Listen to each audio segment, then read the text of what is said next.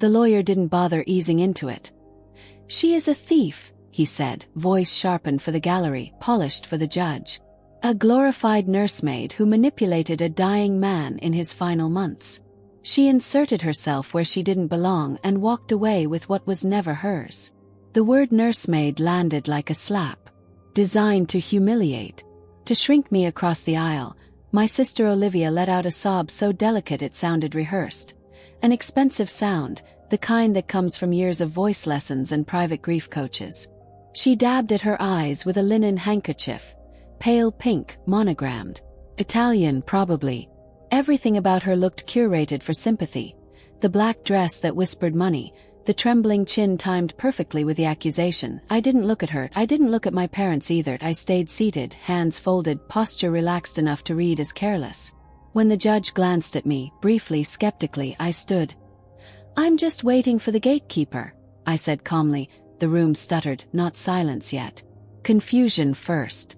A rustle of fabric. A quiet scoff from Olivia's lawyer. Someone in the back whispered what? Like they'd missed a line of dialogue.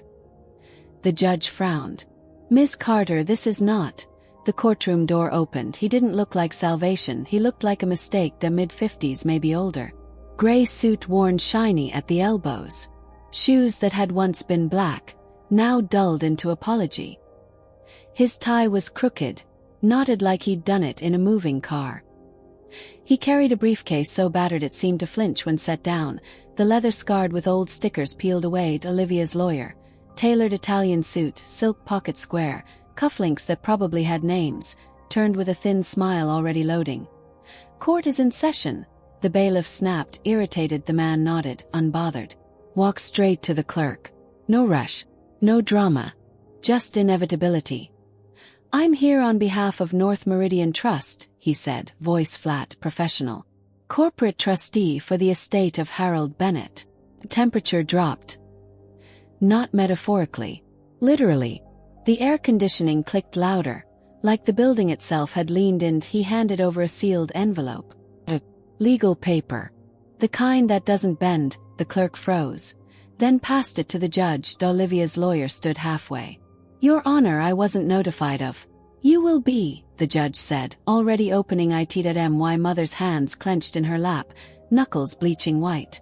I could see it even without turning my head. Confusion fought anger on her face, the way it always had when a plan went off script. She leaned forward, eyes searching for me, desperate to find fear. She'd been planting it in me since I was 14. Cultivating it. Watering it with consequences. I met her gaze finally. Gave her nothing. "I was the one who drove Grandpa to the bank 3 years ago," I said softly, not to her, not to anyone in particular. Just enough for the front row to hear. She blinked. The judge cleared his throat. "This court has received formal notice that the estate is governed by a corporate trustee due to contested beneficiary claims." Olivia's sob caught, hiccuped into something uglier. The shabby lawyer stepped back, hands folded, like a janitor who'd finished mopping before a spill. Article 9, Section C. The judge continued, reading now. Lowly. Precisely. "Any beneficiary who initiates or participates in a legal challenge to the will shall forfeit all claims, direct or indirect, without exception." Silence fell heavy and suffocating. Not the quiet of shock. The quiet of math being done in real time. My father, Mark, exhaled sharply. Not anger. Not grief. Understanding. "You cannot bully a bank," he muttered under his breath. "You cannot gaslight a contract." Olivia's lawyer had gone pale. His eyes flicked to his client, then to the judge, then, too late, to me. I watched the moment land. The exact second he realized they'd pulled the pin on a grenade they were still holding. "Your Honor," he said quickly, standing. "We would like to withdraw the motion pending further." "Denied," the judge said without looking up. "Proceedings stand." Olivia made a sound then. Not a sob. A cracked my mother reached for her, frantic, as if proximity could undo ink. The trustee's lawyer adjusted his crooked tie. Silent. Unmoved, I sat back down. The trap had snapped shut. And they were the ones who set the bait. They didn't look powerful anymore. My parents sat frozen behind Olivia, faces drained of color, shoulders drawn inward like a bad winter had finally reached them. Terrified was the word, but more than that, they looked small, reduced. Like watching a building collapse in slow motion, each floor giving way to the next, the illusion of height gone forever. I should have felt triumph. Instead, my mind slipped, because it wasn't a courtroom anymore. It was a kitchen. The smell came first.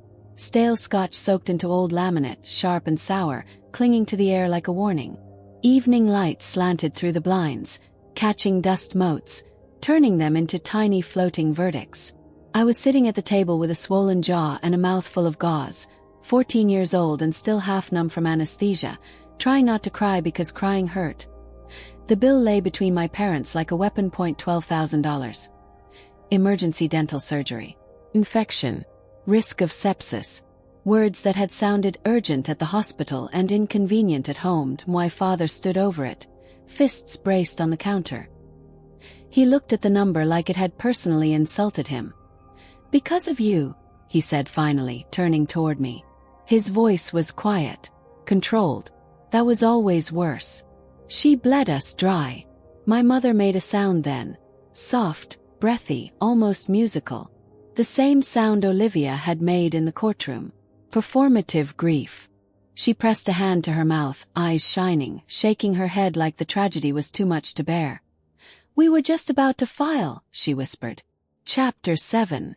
We could have walked away clean. I tried to speak. The words came out thick, distorted. "They said I needed it." My father laughed. "Once. No humor in it. Doctors always say that." The timing was immaculate. That's what made it stick. A surgery. A bill. The bankruptcy.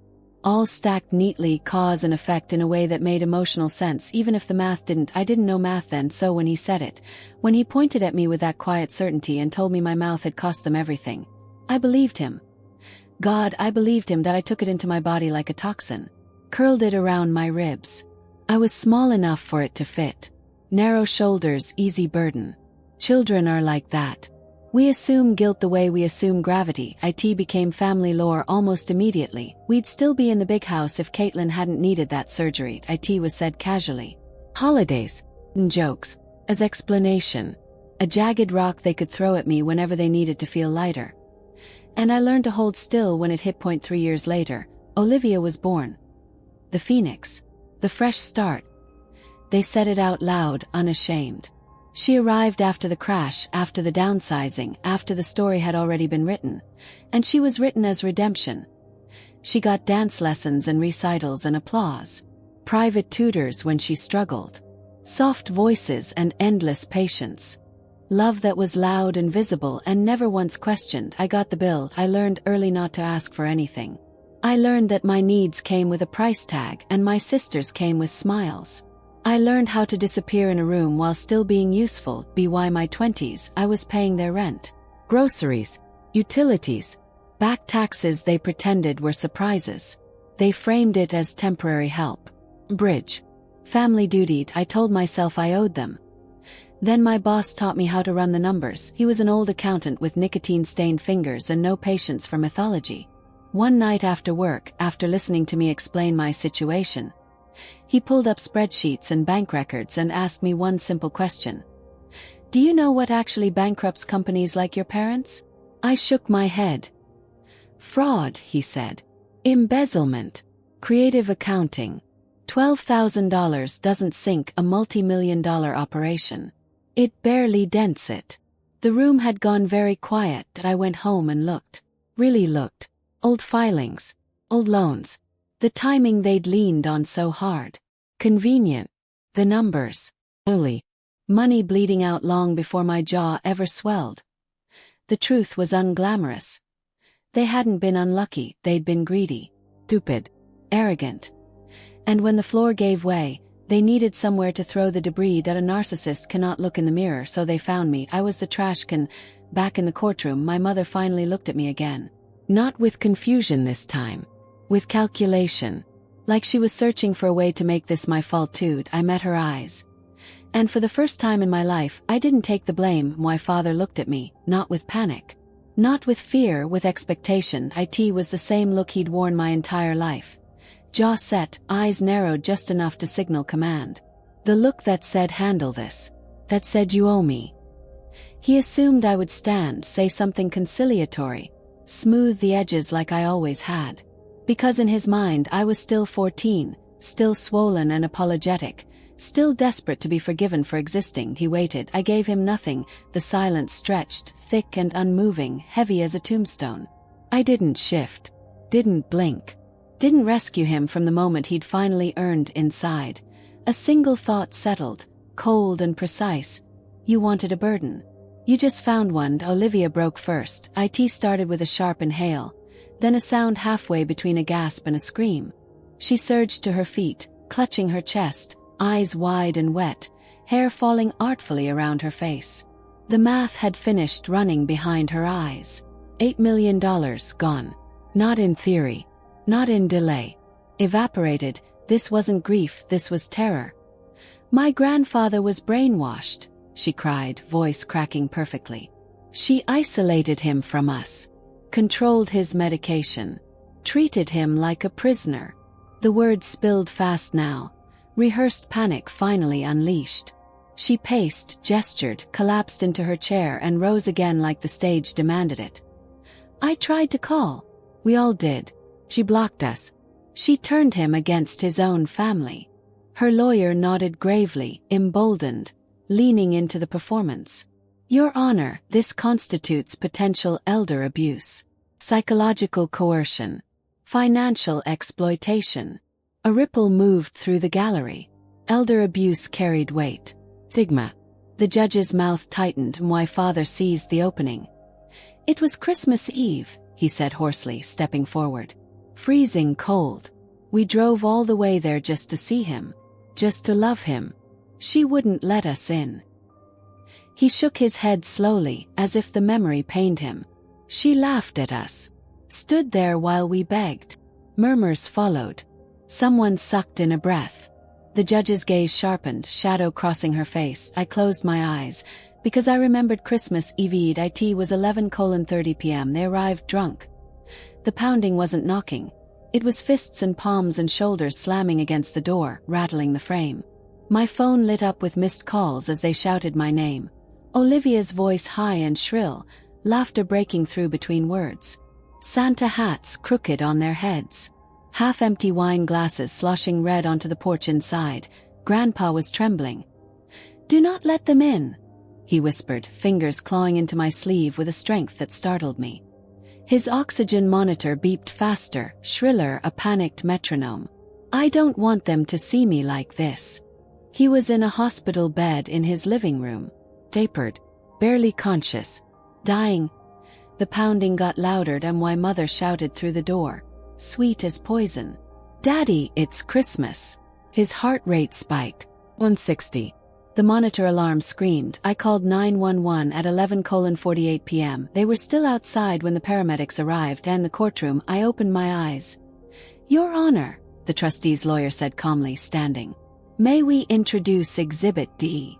The bailiff approached with a heavy, leather-bound journal. Its spine was cracked from use. Worn. Loved.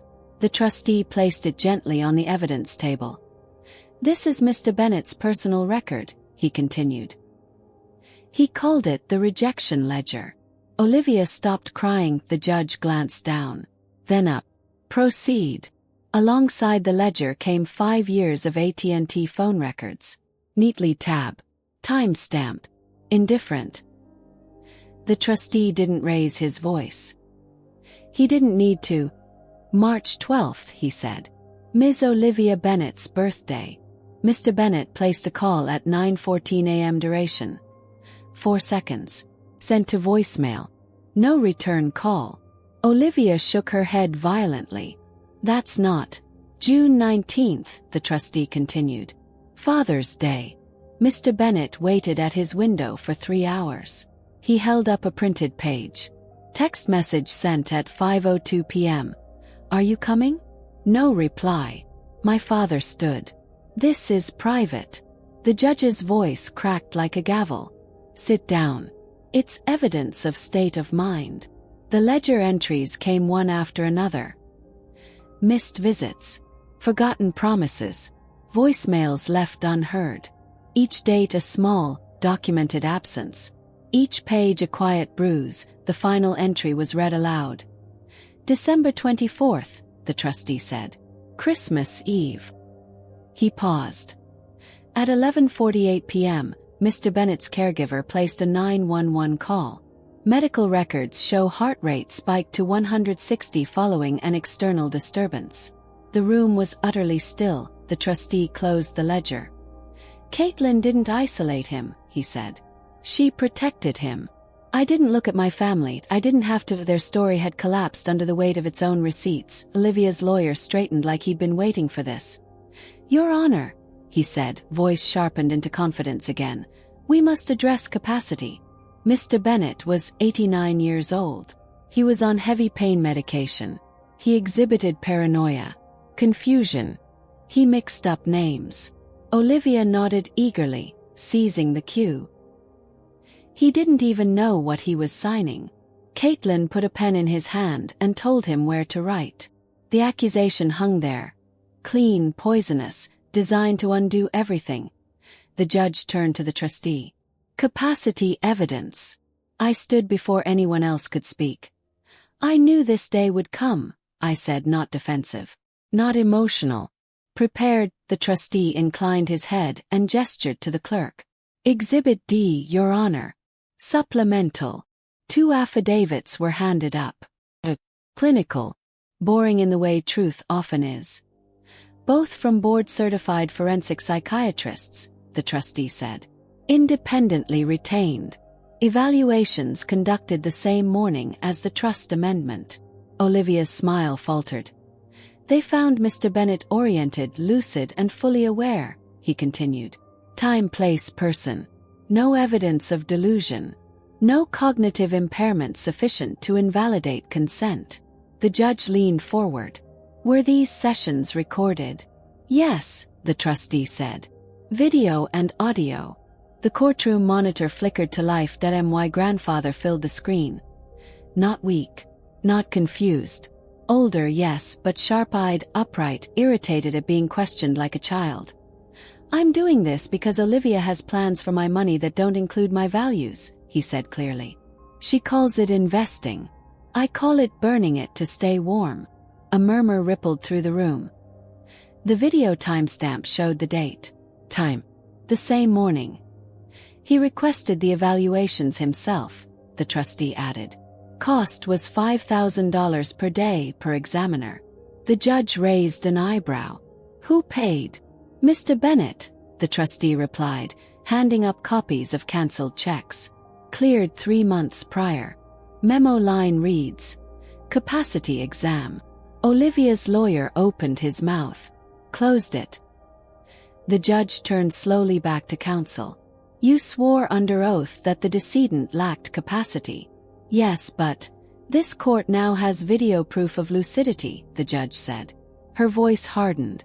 That is perjury. Olivia made a small, broken sound.